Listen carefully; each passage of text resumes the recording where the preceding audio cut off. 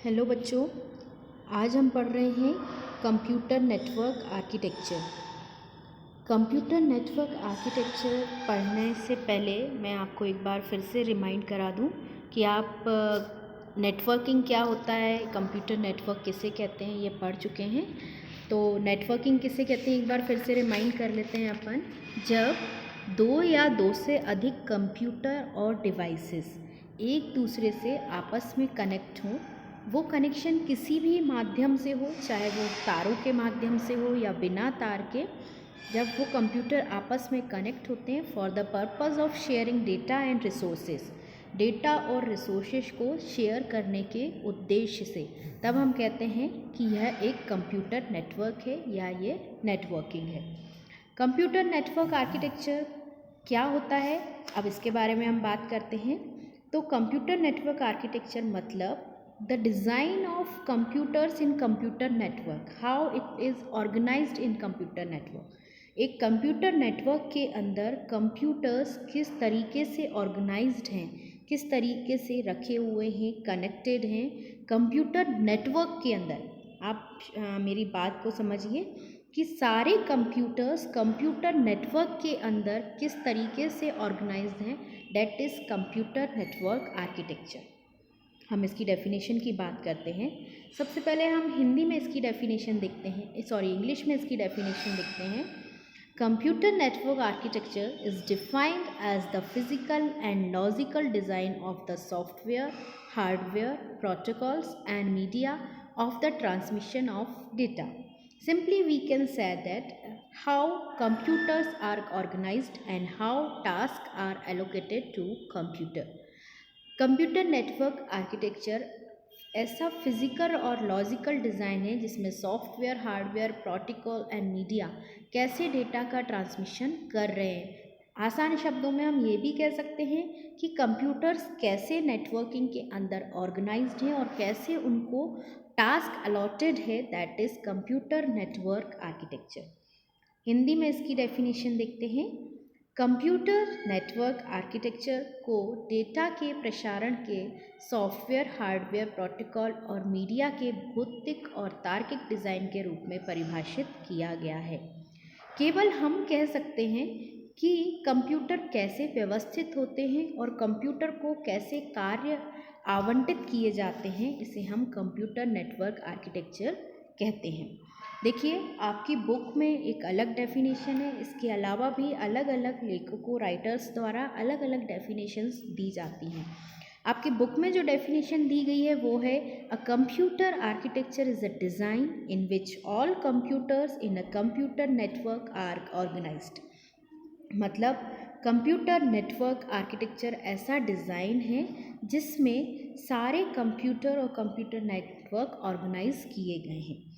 Architecture defines how the computer should get connected to get the maximum advantage of computer network, such as better response time, security, scalability, etc. हम इसको हिंदी में देखते हैं। Computer architecture एक ऐसा design है जिसमें कंप्यूटर नेटवर्क के सभी कंप्यूटरों को व्यवस्थित किया जाता है। एक आर्किटेक्चर परिभाषित करता है कि कंप्यूटर नेटवर्क के अधिकतम लाभ प्राप्त करने के लिए कंप्यूटर को कैसे जोड़ा जाना चाहिए, जैसे बेहतर प्रतिक्रिया समय, सुरक्षा, मापनीयता आदि। जब भी हम कंप्यूटर्स की नेटवर्किंग करते हैं तो सबसे पहले ये बात आती है कि हम कंप्यूटर्स को किस तरीके से ऑर्गेनाइज करें या किस तरीके से कनेक्ट करें जिससे हमें डेटा ट्रांसमिशन स्पीड अच्छी मिले, कम समय में हमें सही रिस्पांस मिले, और जो हमारा मेन उद्देश्य है नेटवर्किंग का, that is data sharing and resources sharing, हम उस उद्देश्य को पूरा कर पाएँ। इसके लिए अधिकतम लाभ प्राप्त करने के लिए कंप्यूटर नेटवर्क आर्किटेक्चर बनाए जाते हैं। कंप्यूटर के जो डिज़ाइनिंग की जाती है कि how nodes are connected in networking, ये सब डिसाइड किया जाता है कि कम नेटवर्किंग के अंदर कंप्यूटर्स एंड डिवाइसेस कैसे कनेक्ट होंगे। एक चीज़ मैं और आपको यहाँ बताना चाहती हूँ बच्चों कि नेटवर्किंग के अंदर रिसोर्सेस मतलब आपका चाहे वो हार्डवेयर हो, सॉफ्टवेयर हो, ये शेयर होता है। इसके अलावा डेटा शेयर होता है। सपोज़ यदि हम नेटवर्किंग के अंदर कई सारे कंप्यूटर और पेरिफेरल डिवाइसेस को कनेक्ट कर रहे हैं, तो वहाँ पे हम नेटवर्किंग के अंदर हर डिवाइस को, हर सिस्टम को नोड के नाम से जानते हैं, NODE। इसको क्या बोलते हैं? नोड्स बोलते हैं। नेटवर्किंग के अंदर कनेक्टेड सारे डिवाइसेस को नोड्स के नाम से जाना जाता है। अब हम बात करते हैं कि कंप्यूटर नेटवर्क आर्किटेक्चर जो है वो कितने प्रकार का होता है। तो कंप्यूटर नेटवर्क आर्किटेक्चर को दो पार्ट्स में, बेसिकली ब्रॉडली दो पार्ट में डिवाइड किया गया। आप इस डायग्राम में देखिए, पहला है पीर टू पीर नेटवर्क और दूसरा है क्लाइंट सर्वर नेटवर्क। पहला नेटवर्क है आपका पीर टू पीर नेटवर्क और दूसरा नेटवर्क है आपका client server network. Hindi medium के बच्चों को मैं बताना चाहूँगी कि हिंदी में भी इसको क्लाइंट सर्वर नेटवर्क ही कहा जाता है और पीर टू पीर नेटवर्क ही कहा जाता है। तो आप बिल्कुल मत घबराइए कि हम इसको हिंदी में कैसे लर्न करेंगे, तो एज़ इट इज़ आपको लर्न करना है और यही इनका हिंदी में भी नाम होता है। चलिए अब हम देखते हैं कि इन दोनों टाइप्स के नेटवर्किंग में क्या, इनके आर्किटेक्चर में क्या बेसिक डिफरेंस है और क्या होते हैं ये, किस तरीके से इनकी नेटवर्किंग की जाती है और क्या इनके एडवांटेज और डिसएडवांटेज है। सबसे पहले मैं बात करती हूँ पीर टू पीर नेटवर्क की। जैसा कि आप डायग्राम में देख पा रहे हैं, मैं आपको बताना चाहती हूँ कि ये जो मेरे नेटवर्किंग के अंदर सारे नोड्स हैं, सपोज़ ये मैंने छोटी सी नेटवर्किंग आपके सामने ली है, ये मेरे सारे नोड्स हैं। अब आप यहाँ इस डायग्राम में बहुत ध्यान से देखिए, सपोज़ ये पहला नोड है, तो ये नोड हर नोड से कनेक्ट है, लाइक इसके बगल वाले से, इसके सामने वाले से, इससे, इससे, इससे, हर एक नोड से ये आप कनेक्ट है एक वायर के द्वारा, या ये मीडियम वायरलेस भी हो सकता है, ये हम डिपेंड करता है कि नेटवर्किंग कैसी कर रहे हैं। तो यहाँ क्या है कि हर नोड प्रत्येक नोड से डायरेक्टली कनेक्ट हो रहा है, वो किसी भी मीडियम से जो डायरेक्ट कनेक्शन हो रहा है, इसको हम बोलते हैं पीर टू पीर नेटवर्क। इस नेटवर्किंग के अंदर हर नोड प्रत्येक नोड से डायरेक्ट कनेक्ट रहेगा। एक नोड, यदि नेटवर्किंग के अंदर 10 नोड और हैं तो उसका कनेक्शन 10 नोड से डायरेक्टली होगा, ये कहलाती है पीर टू पीर नेटवर्किंग। और ये जो मीडियम है ये आपका वायर मीडियम भी हो सकता है और वायरलेस भी मीडियम हो सकता है। यहाँ तो मैं एक एरो से आपको दिखा रही हूँ कि इसको हमने हर एक नोड से कनेक्ट किया है। क्लियर? तो पीर टू पीर नेटवर्किंग किसे कहते हैं? जहाँ हर एक कंप्यूटर या हर एक नोड दूसरे नोड से डायरेक्टली कनेक्ट रहता है, that is peer to peer network architecture. आइए इसकी डेफिनेशन देखते हैं। Peer to peer network is a network in which all the computer are linked together with equal privilege and responsibility for processing the data. Peer-to-peer network is useful for small environments, usually up to 10 computers. Peer-to-peer network has no dedicated server. Special permission are assigned to each computer for sharing the resources, but this can lead to be problem if the computer with resources is down. Pir to Pir architecture है जिसके अंदर सारे computer एक दूसरे से directly connected रहते हैं। ये नेटवर्किंग या ये आर्किटेक्चर हमें छोटे एरिया में जहाँ नेटवर्किंग करना रहती है वहाँ के लिए बहुत अच्छी है, पर जहाँ हम बड़े एरिया की बात करते हैं तो वहाँ पे पीर to peer network architecture follow करना थोड़ा सा डिफ़िकल्ट हो जाता है, क्योंकि हर एक कंप्यूटर हर दूसरे कंप्यूटर से डायरेक्टली कनेक्टेड। तो जब हम बड़े लेवल पे ये नेटवर्किंग करते हैं तो ये इस तरीके से तारों के जाल को या बिना तार का जो वायरलेस तरंगों का एक जाल जैसा क्रिएट कर देता है, जो कि बहुत कॉम्प्लेक्स हो जाता है। इस नेटवर्किंग के भी बहुत सारे एडवांटेज डिसएडवांटेज हैं, जिसमें से कुछ पे हम डिस्कस करेंगे, पर सबसे पहले हम हिंदी में देखते हैं। पीर टू पीर नेटवर्क एक ऐसा नेटवर्क है जिसमें सभी कंप्यूटर को डेटा प्रोसेसिंग करने के लिए समान विशेष अधिकार और जिम्मेदारियों के साथ एक साथ जोड़ा जाता है। पीर टू पीर नेटवर्क छोटे वातावरण के लिए उपयोगी है, आमतौर पर 10 कंप्यूटर तक। पीर टू पीर नेटवर्क का कोई समर्पित सर्वर नहीं है। संसाधनों को साझा करने के लिए प्रत्येक कंप्यूटर को विशेष अनुमति दी जाती है, लेकिन यदि संसाधन वाला कंप्यूटर डाउन हो जाता है तो इसमें समस्या आती है। मैं आपको ये बताना चाहूँगी बच्चों कि जो पीर टू पीर नेटवर्किंग होती है इसमें कोई सेंट्रल सर्वर नहीं होता है। यहाँ पे कम्युनिकेशन कंप्यूटर से कंप्यूटर तक डायरेक्ट होता है या डिवाइस टू डिवाइस डायरेक्ट होता है। क्यों? क्योंकि ये डायरेक्टली लिंक्ड है। यहाँ पे हर डिवाइस एक दूसरे से डायरेक्टली लिंक्ड है। तो जब कम्युनिकेशन करना रहता है, शेयरिंग करना रहता है, तो वहाँ पे डायरेक्ट शेयरिंग होती है। ठीक है, तो डायरेक्ट शेयरिंग होने का कई सारे बेनिफिट हैं और कई सारे लॉस भी हैं। यदि हमें जिससे शेयर करना है वो यदि कंप्यूटर बंद है, डाउन है, तो उससे शेयर करना हमें पॉसिबल नहीं हो पाता है ना। तो पीर टू पीर का नेटवर्किंग का ये आप एडवांटेज डिसएडवांटेज क्या होते हैं आगे हम डिस्कस करते हैं। सबसे पहले हम बात करते हैं एडवांटेजेस की। सबसे पहला है it is less costly as it does not contain any dedicated server. ये हमें सस्ता पड़ता है क्योंकि इसमें कोई सर्वर नहीं बनाना रहता है हमें। ये लेस कॉस्टली है कंपेयर टू अदर आर्किटेक्चर। ठीक है, if one computer stop working but other computer will not stop working. यहाँ पे हर कंप्यूटर का दूसरे कंप्यूटर से डायरेक्ट कनेक्शन है। तो यदि कोई कंप्यूटर काम नहीं करता है पर सारे दूसरे कंप्यूटर एज इट इज़ काम करते रहते हैं, क्योंकि इस नेटवर्किंग के अंदर एक दूसरे के ऊपर डिपेंडेंसी नहीं है। हर कंप्यूटर डायरेक्ट लिंक्ड है तो डायरेक्ट कम्युनिकेशन होता है, no dependency on other computer. तो यहाँ पे कोई भी यदि कंप्यूटर या नोड काम नहीं करता है तो इससे नेटवर्किंग के काम पर इफ़ेक्ट नहीं पड़ता है, दूसरे कंप्यूटर अपना काम प्रॉपरली करते रहते हैं। ये इसका सबसे बड़ा एडवांटेज है। नेक्स्ट है it is easy to set up and maintain and each computer manage itself. इस नेटवर्किंग को सेटअप करना इजी है, मेंटेन करना इजी है, मैनेज यहाँ पे कंप्यूटर्स अपने आप के स्टोरेज को खुद से करते हैं, इटसेल्फ करते हैं। तो यहाँ पे इसका मैनेजमेंट भी इजी है बिकॉज कि ये जो नेटवर्किंग है, ये जो आर्किटेक्चर है, छोटी नेटवर्किंग में फॉलो किया जाता है। That's why it is easy to maintain. ये मेंटेन करने में बहुत आसान है। अब हम हिंदी में इसके लाभ देखते हैं, पीर टू पीर नेटवर्क के लाभ। सबसे पहला है यह कम खर्चीला है क्योंकि इसमें कोई समर्पित सर्वर नहीं होता है। यहाँ इस नेटवर्किंग के अंदर कोई सर्वर नहीं बनाया जाता है, इसीलिए यह एक कम खर्चीला नेटवर्किंग कहलाता है।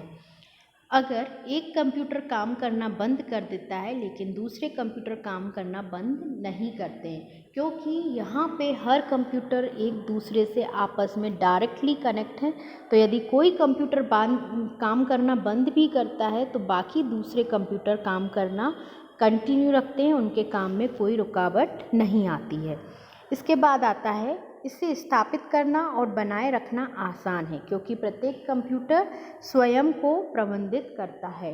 इसको उपयोग करना, इसको स्थापित करना मतलब इंस्टॉलेशन, इसको बनाना आसान है क्योंकि यहाँ पे हमें पता है कि हर कंप्यूटर को दूसरे कंप्यूटर से डायरेक्टली जोड़ना है। वो माध्यम कोई भी है नेटवर्किंग का, चाहे वो वायर का है या वायरलेस का है या और कोई माध्यम हम उपयोग कर रहे हैं, तो हम इस नेटवर्किंग के अंदर सारे कंप्यूटर्स एक दूसरे से डायरेक्टली कनेक्ट रहते हैं, इसीलिए ये नेटवर्किंग इंस्टॉल करने में आसान होती है। ये थे पीर टू पीर नेटवर्किंग के लाभ। अब हम बात करते हैं हानियों की। इस नेटवर्किंग की कुछ हानियाँ भी हैं तो वो हम डिस्कस कर लेते हैं।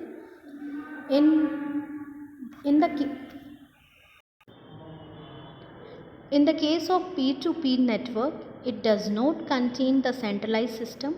Therefore, it cannot back up the data as the data is different in different location. Pir to Pir networking में कोई सेंट्रल सर्वर नहीं होता, इसलिए ये लेस कॉस्टली है, मतलब ये हमें सस्ता पड़ता है। बट इसका ड्रॉबैक क्या हो गया कि यहाँ पे कोई सेंट्रलाइज लोकेशन नहीं है जहाँ पे हम अपने डेटा का बैकअप रख पाएँ या डेटाबेस हमारा स्टोर हो पाए। तो जब हमें बैकअप लेने की ज़रूरत होती है तो यहाँ पे हमारा डेटाबेस नहीं रहता है।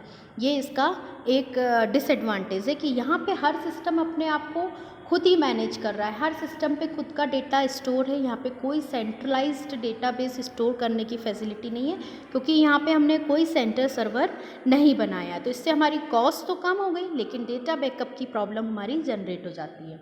नेक्स्ट हमारी इसका डिसएडवांटेज है it has a security issue as it device is manage itself. यहाँ पे सिक्योरिटी इशू रहता है, क्योंकि जितने भी नेटवर्किंग के अंदर नोड कनेक्ट हैं उन नोड्स पे अपना खुद का डेटा स्टोर्ड है, तो इतनी सारी जगह जो स्टोर्ड डेटा है उसको सिक्योरिटी देना थोड़ा सा डिफ़िकल्ट हो जाता है।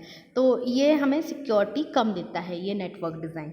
इसके अलावा जो दूसरा नेटवर्क डिज़ाइन है वो हमें इसके कंपैरिजन में अच्छी सिक्योरिटी प्रोवाइड करते हैं। नेक्स्ट है पीर टू पीर, मतलब इसमें एक और डिसएडवांटेज कह सकते हैं हम कि यहाँ पे हम नया यदि कोई कंप्यूटर ऐड ऑन करना चाहते हैं, जब एक बार हमारी नेटवर्किंग सेटअप हो गई है तो उसके बाद कोई नया डिवाइस यदि हम इसमें ऐड ऑन करना चाहते हैं तो वो थोड़ा सा डिफ़िकल्ट हो जाता है। इसको हम स्केलेबिलिटी इशू के नाम से जानते हैं कि इस नेटवर्किंग के अंदर स्केलेबिलिटी इशू होता है। तो स्केलेबिलिटी इशू का मतलब ये होता है कि यहाँ पर जब भी हम नया नोड ऐड करते हैं तो वो नोड ऐड करना डिफ़िकल्ट होता है। ये इसका एक डिसएडवांटेज है। अब हम बात करते हैं इसके नेक्स्ट आर्किटेक्चर के। नेक्स्ट हमारा जो डिज़ाइन है वो है क्लाइंट सर्वर नेटवर्क आर्किटेक्चर। ठीक है, क्लाइंट सर्वर आर्किटेक्चर में आप देखिए ये पीर टू पीर नेटवर्क आर्किटेक्चर से थोड़ा सा डिफरेंस है। थोड़ा डिफरेंस क्या है इसको पहले डायग्राम में देख लीजिए आप कि यहाँ पे एक हम सर्वर बना देते हैं, सेंट्रल सर्वर, और फिर सारे डिवाइसेस उससे कनेक्ट रहते हैं। एक सेंट्रल सर्वर बनाया हमने और सारे डिवाइसेस को उस सेंट्रल सर्वर से हमने कनेक्ट किया। ये कहलाता है हमारा क्लाइंट सर्वर आर्किटेक्चर। और हमारे ये जो यूज़र्स हैं, जितने भी डिवाइसेस इससे कनेक्ट हैं, वो डायरेक्ट सर्वर से कनेक्ट होके काम करते हैं। इसको हम बोलते हैं क्लाइंट सर्वर नेटवर्क आर्किटेक्चर। आइए इसकी डेफिनेशन देखते हैं। Client server network is the network model designed for the end user called clients to access the resources such as song, video, etc. from the central computer known as server. The central controller is known as the server, while all other computers in the network are called clients. A server performs all the major operations such as security and network management. A server is responsible for managing all the resources such as files, directories, printers, etc. All the clients communicate with each other. A server, for example, if client 1 want to send some data to client 2, then it first send the request to server for the permission. The server sends the response to the client 1 to initiate the communication with client 2. Client server network model इस तरीके का design किया गया model है जहाँ पे सारी चीज़ें एक सेंट्रल पोजीशन पर एक स्टोर रहती हैं, एक सेंट्रल सर्वर पर कंप्यूटर पर स्टोर रहती हैं, और उस सेंट्रल कंप्यूटर से दूसरे सारे नेटवर्किंग डिवाइसेस कम्युनिकेट करते हैं जिनको हम क्लाइंट बोलते हैं। तो एक जो हमारा सेंट्रल नोड है, सेंट्रल कंप्यूटर है, उसको हम सर्वर बोलते हैं, और बाकी सारे डिवाइसेस जो उससे कम्युनिकेट करते हैं उसको हम क्लाइंट बोलते हैं। ये कहलाता है क्लाइंट सर्वर मॉडल। तो यहाँ पे एक डिवाइस को दूसरे डिवाइस से कम्युनिकेट करने से पहले सर्वर से ही कम्युनिकेट करना पड़ता है। इस नेटवर्किंग के अंदर सारे कंप्यूटर या डिवाइसेस एक दूसरे से डायरेक्ट कम्युनिकेशन नहीं करते हैं। पीर टू पीर का नेटवर्किंग में सारे कंप्यूटर एक दूसरे से क्या कर रहे हैं, डायरेक्ट कम्युनिकेशन कर रहे हैं। बट क्लाइंट सर्वर आर्किटेक्चर में कम्युनिकेशन सर्वर के माध्यम से ही होता है। जैसा कि मैंने आपको नीचे एक एग्जांपल दिया कि client 1 want to share some data with client 2, then it has to take permission from server. सबसे पहले वो एक सर्वर से रिक्वेस्ट करेगा, परमिशन लेगा, देन वो क्लाइंट 2 से कम्युनिकेट कर पाएगा। तो यहाँ पे हमेशा जो कम्युनिकेशन होता है क्लाइंट का वो सर्वर से ही होता है, और जो डेटा कम्युनिकेशन होता है, शेयरिंग होता है, वो सर्वर के माध्यम से ही होता है। आइए हम इसकी परिभाषा को हिंदी में अब देखते हैं। क्लाइंट सर्वर नेटवर्क एक ऐसा नेटवर्क मॉडल है जिसे क्लाइंट कहे जाने वाले अंतिम उपयोगकर्ता के लिए डिज़ाइन किया गया है, जो सर्वर के नाम से जाने जाने वाले केंद्रीय कंप्यूटर से गाने, वीडियो आदि जैसे संसाधनों तक पहुंचने के लिए है। केंद्रीय नियंत्रक को सर्वर के रूप में जाना जाता है, जबकि नेटवर्क के अन्य सभी कंप्यूटरों को क्लाइंट कहा जाता है। एक सर्वर सुरक्षा और नेटवर्क प्रबंधन जैसे सभी प्रमुख संचालन करता है। एक सर्वर सभी संसाधनों जैसे फाइलों, निर्देशिकाओं, प्रिंटर आदि के प्रबंधन के लिए जिम्मेदार होता है। सभी क्लाइंट एक सर्वर के माध्यम से एक दूसरे के साथ संवाद करते हैं। उदाहरण के लिए यदि क्लाइंट 1 क्लाइंट 2 को कुछ डेटा भेजना चाहता है तो यह पहले सर्वर को अनुमति के लिए अनुरोध भेजता है। सर्वर क्लाइंट 2 के साथ संचार शुरू करने के लिए क्लाइंट 1 को परमिशन या प्रतिक्रिया भेजता है। क्लाइंट सर्वर आर्किटेक्चर एक ऐसा आर्किटेक्चर है जहाँ पे कम्युनिकेशन सर्वर के माध्यम से होता है। यह पीर टू पीर आर्किटेक्चर से काफ़ी अलग है। अब हम बात करते हैं इसके एडवांटेजेस की। तो सबसे पहले client server network contains the centralize system, therefore we can back up all the data easily.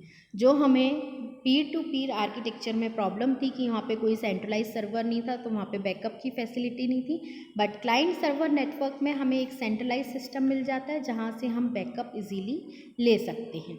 Next है हमारा client server network has a dedicated server that improves overall performance of the whole system. यहाँ पर एक server होने के कारण हमारा जो पूरा परफॉर्मेंस है, जो हमारा काम का और जो नेटवर्किंग के अंदर जो रिस्पॉन्स है वो हमें बेटर मिलता है। नेक्स्ट है security is better in client server network as a single server administration the shared resources. यहाँ पे हमें सिक्योरिटी बहुत अच्छी मिलती है। It also increase the speed of sharing resources. यहाँ पे सारी चीज़ें सर्वर पर स्टोर्ड रहती हैं, इस वजह से हमें स्पीड बहुत अच्छी मिल जाती है काम करने की। आइए हम इनको हिंदी में डिस्कस करते हैं। क्लाइंट सर्वर नेटवर्क के लाभ। सबसे पहला है क्लाइंट सर्वर नेटवर्क में केंद्रीकृत प्रणाली होती है, इसलिए हम आसानी से डेटा का बैकअप ले सकते हैं। यहाँ पे हम बहुत आसानी से डेटा का बैकअप ले सकते हैं।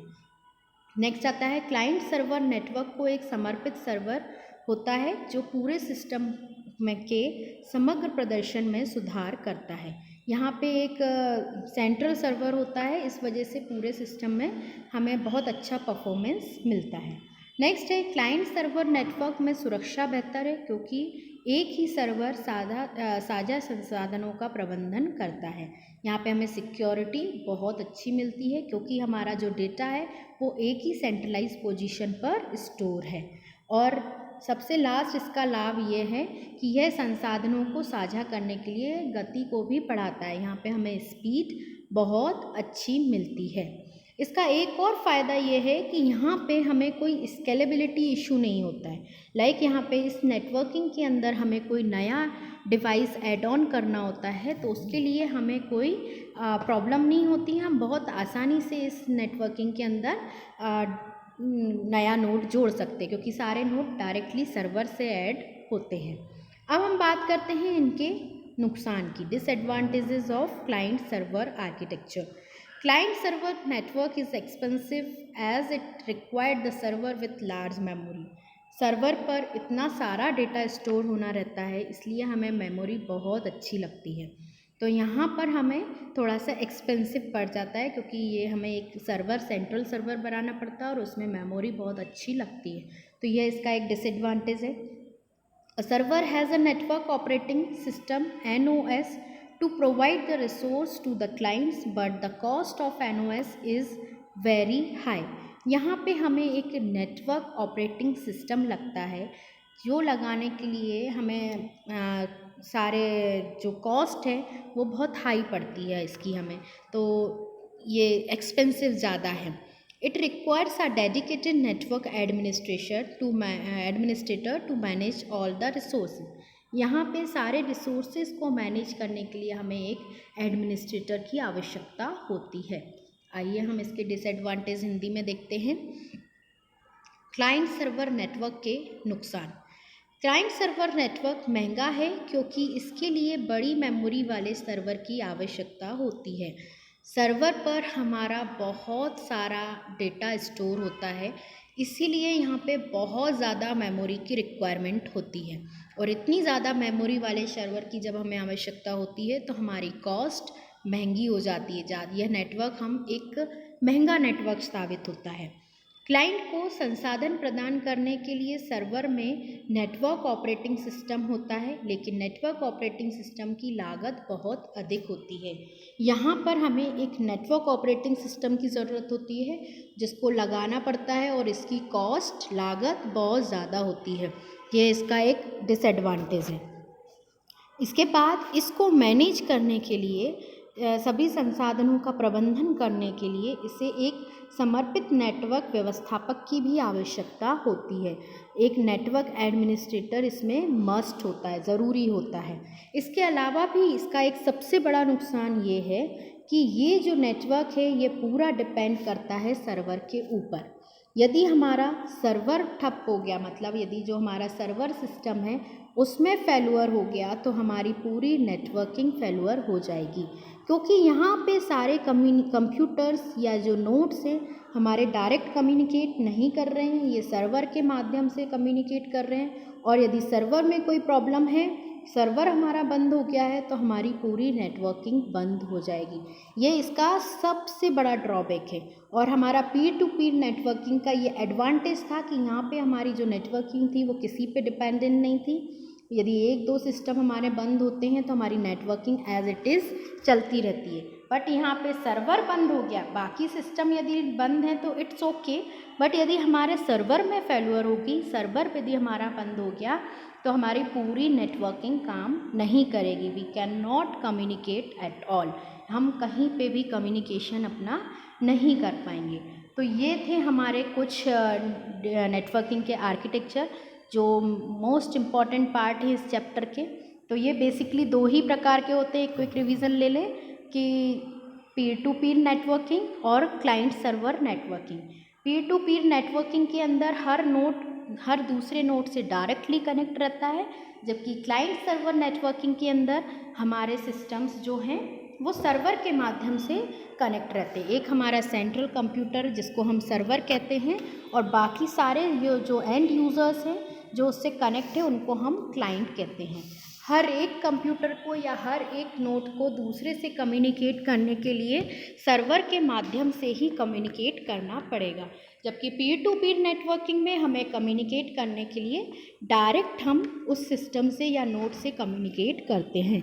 ये कुछ बेसिक डिफरेंस है दोनों नेटवर्किंग में। आज के लिए इतना ही काफ़ी है। आप इसको समझिए, पढ़िए, इसके एडवांटेज डिसएडवांटेज।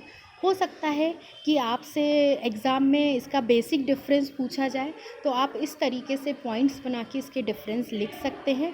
बाकी इनके टाइप्स यही है। आज के लिए इतना ही। नेक्स्ट वीडियो में हम कुछ नया टॉपिक पढ़ेंगे। धन्यवाद।